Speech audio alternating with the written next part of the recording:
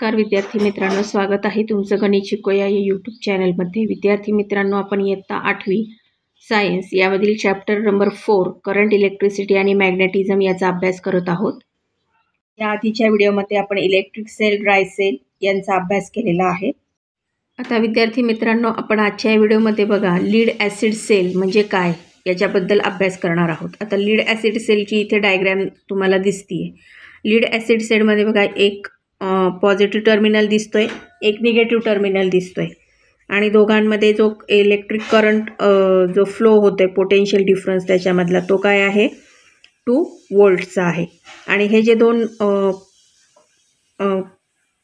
Electrode आहेत ते कशामध्ये डीप केलेले आहेत, तर डायल्यूट H2SO4 याच्यामध्ये ते डीप केलेले आहेत। तर आपण त्याच्याबद्दल समजून घेऊयात की हे कशा पद्धतीने काम करतात। आता हे जे सेल आहेत ते काय आहेत, रिचार्जेबल आहेत। म्हणजे या आधीचे सेल तुम्ही बघितले की जे आपण बॅटरीमध्ये किंवा एखाद्या टॉर्चमध्ये वापरतो ते रिचार्जेबल नसतात। त्यांची लाईफ स्पॅन संपला की ते आपल्याला चेंज करावे लागतात, दुसरे सेल त्याच्या जागी आपल्याला ठेवावे लागतात, ते रिचार्जेबल नसतात। तर त्याऐवजी हे जे लीड ॲसिड सेल आहेत ते काय आहेत, रिचार्जेबल आहेत। म्हणजे इलेक्ट्रिकली ते पुन्हा एकदा रिचार्ज करता येतात। आणि हे लीड ॲसिड सेल काय आहेत, लीड इलेक्ट्रोड आणि लीड ऑक्साईड इलेक्ट्रोड या दोघांचं मिळून हे तयार होतात। आणि ते कशामध्ये डीप केलेले असतात, तर डायल्यूट सल्फ्युरिक ॲसिडमध्ये ते इथे डीप केलेले असतात, जे तुम्हाला ह्या डायग्राममध्ये दिसतंय। आता हे PbO2 हा जो आहे तो काय आहे, पॉझिटिव्ह टर्मिनल आहे आणि PB म्हणजे हा लीड जे आहे तो काय आहे, निगेटिव्ह टर्मिनल आहे। आणि यांच्यामध्ये जे पोटेन्शियल डिफरन्स आहे ते किती आहे, हे 2 व्होल्ट्सचं आहे। आता याच्यामध्ये जी केमिकल रिॲक्शन्स होते ह्या दोन सबस्टन्सेसमध्ये सेल्सच्या, त्याच्यामुळे इलेक्ट्रिकल चार्ज काय आहे तो तयार होतो या दोन्ही इलेक्ट्रोड्समध्ये आणि त्यामुळे इलेक्ट्रिसिटी फ्लो होते, ज्याच्यामुळे आपल्याला बल्ब लागलेला दिसतो। आता ही जी ह्याची जी कपॅसिटी आहे ती जास्त असते इलेक्ट्रिक करंट डिलिव्हर करण्यासाठी। आणि हे जे सेल्स आहेत लीड ॲसिड सेल हे कार, ट्रक्स आणि मोटरसायकल किंवा अनइंटरप्टेड पॉवर सप्लाय म्हणजे UPS याच्यामध्ये या पद्धतीचे सेल्स हे वापरण्यामध्ये येतात। NICD सेल म्हणजे आजकाल बघा आता इतके इलेक्ट्रॉनिक गॅजेट्स आहेत आणि ते आपल्याला कामानिमित्त बाहेर नेण्याची गरज पडते, तर त्या गॅजेट्समध्ये आपल्याला हे NICD सेल वापरावे लागतात इलेक्ट्रिक सप्लायसाठी। हे सुद्धा रिचार्जेबल असतात आणि त्यांची जी कपॅसिटी असते पोटेन्शियल डिफरन्स डिलिव्हर करण्याची ती 1.2 व्होल्ट इतकी असते। आता त्यानंतर आहे इलेक्ट्रिक सर्किट। आता इलेक्ट्रिक सर्किट हे कशा पद्धतीने तयार केलेलं असतं आणि ते कशा पद्धतीने काम करतं त्याची इथे बघा ही डायग्राम दिलेली आहे, ही तुम्हाला दिसत असेल। तर याच्यामध्ये एक सेल होल्डर असतो, इलेक्ट्रिक बल्ब असतो, एक प्लगची की असते जी ह्या वायर थ्रू या सर्किटला अटॅच केलेली असते।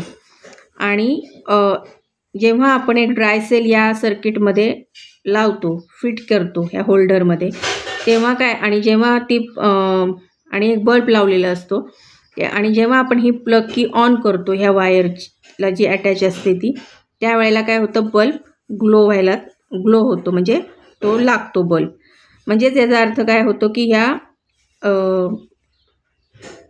याच्यामधनं जी या सर्किटमधनं काय आहे, इलेक्ट्रिक करंट काय आहे, फ्लो व्हायला सुरुवात झालेली आहे, त्यामुळे हा बल्ब लागलेला आहे। आणि जेव्हा आपण याच्यातले हे सेल काढून टाकतो तेव्हा तो बल्ब काय होतो, ग्लो होत नाही। म्हणजेच याचा अर्थ काय आहे की तिथे इलेक्ट्रिक करंट सप्लाय होणं बंद झालेलं आहे। मग या कनेक्शनला काय म्हणतात, म्हणजे this type of connection of electric कॉम्पोनंटला आपण काय म्हणतो, इलेक्ट्रिकल सर्किट। याला आपण इलेक्ट्रिकल सर्किट असे म्हणतो। आता हे इलेक्ट्रिक सर्किट बघा, त्याची जी डायग्राम आहे ती इथे दाखवलेली आहे पुन्हा एकदा, ते कसं कार्य करतं। आणि सेल जे आहेत ते कसे दाखवलेले आहेत, त्यांचे सिम्बॉल सेलचे एक पॉझिटिव्ह आणि एक निगेटिव्ह या पद्धतीमध्ये त्याचं सिम्बॉल दाखवलेलं आहे. आता हे जे इलेक्ट्रिक सेल जे सर्किट आहे, इलेक्ट्रिकल सर्किट, हे आपल्या होम अप्लायन्सेसमध्ये सुद्धा वापरण्यात येतं. फक्त त्याला इलेक्ट्रिसिटी ही बाहेरून प्रोव्हाइड केलेली असते, त्याच्यामध्ये इलेक्ट्रिकल सेल्स वापरलेले नसतात. आता कनेक्टिंग सेल्स. आता कनेक्टिंग सेल्स म्हणजे काय, तर एखादं गॅजेट आहे ज्याच्यामध्ये एक सेल वापरून उपयोग होत नाही, तिथे आपल्याला 2 ते 3 ड्राय सेल्स हे वापरावे लागतात. जसे रेडिओ ट्रान्झिस्टर हे त्याचं एक उदाहरण आहे. आता ह्याच्यामध्ये त्याचं कारण काय, तर जास्त सेल वापरल्यामुळे त्याच्यामध्ये जास्त प्रमाणामध्ये पोटेन्शियल डिफरन्स तयार होणार, त्यामुळे जास्त करंट आपल्याला त्याच्यातनं मिळणार, हे त्यामागचा उद्देश असतो. आणि त्या कनेक्टिंग सेल्सला काय म्हणतात, बॅटरी ऑफ सेल्स हे त्याची टर्म आहे. मग आता हे सिरीज जी आहे या कनेक्शनची, त्याचं कसं असतं, तर एक पॉझिटिव्ह सेल टर्मिनलचा जो सेल असतो तो कुणाला कनेक्ट केलेला असतो, एक निगेटिव्ह टर्मिनलच्या सेलला, तो सेकंड सेलच्या निगेटिव्ह टर्मिनलला तो कनेक्ट केलेला असतो. आणि पॉझिटिव्ह जो टर्मिनल आहे थर्ड सेलचा, तो सेकंडच्या सेलच्या निगेटिव्ह टर्मिनलला कनेक्ट केलेला असतो.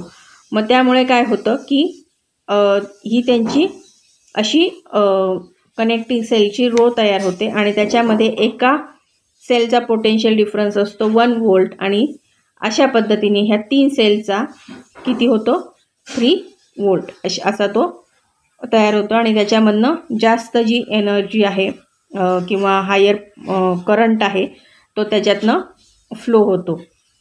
तर विद्यार्थी मित्रांनो, मला अशी आशा आहे की तुम्हाला सेल्सबद्दल जे आजच्या व्हिडिओमध्ये मी माहिती दिली ती तुमच्या लक्षात आली असेल. तर आजच्या व्हिडिओमध्ये आपण इथेच थांबू. भेटूया पुन्हा पुढच्या व्हिडिओमध्ये. तोपर्यंत नमस्कार, धन्यवाद. आणि हे बघा, हे कनेक्टिंग सेल्सची हे इथे उदाहरण दिले आहे ते कशा पद्धतीने कार्य करतं. म्हणजे एका सेलचा जो निगेटिव्ह एंड आहे तिथे तो कुणाला अटॅच केलेला आहे, दुसऱ्या सेलच्या पॉझिटिव्ह एंडला. आणि मग तिसरा जर इथे पुढे सेल असेल तर तो कसा असतो, तो पुन्हा ह्या पॉझिटिव्हच्या म्हणजे दुसऱ्या सेलच्या पॉझिटिव्हला हा तिसऱ्या ह्याचा निगेटिव्ह अटॅच असतो. त्यामुळे त्यानुसार ही जी इलेक्ट्रिसिटी आहे ती काय आहे, फ्लो होत असते. इथे बघा, हे इलेक्ट्रिक सर्किट पण तुम्हाला दाखवलेलं आहे आणि ते कशा पद्धतीने काम करतं हेही दाखवलेलं आहे.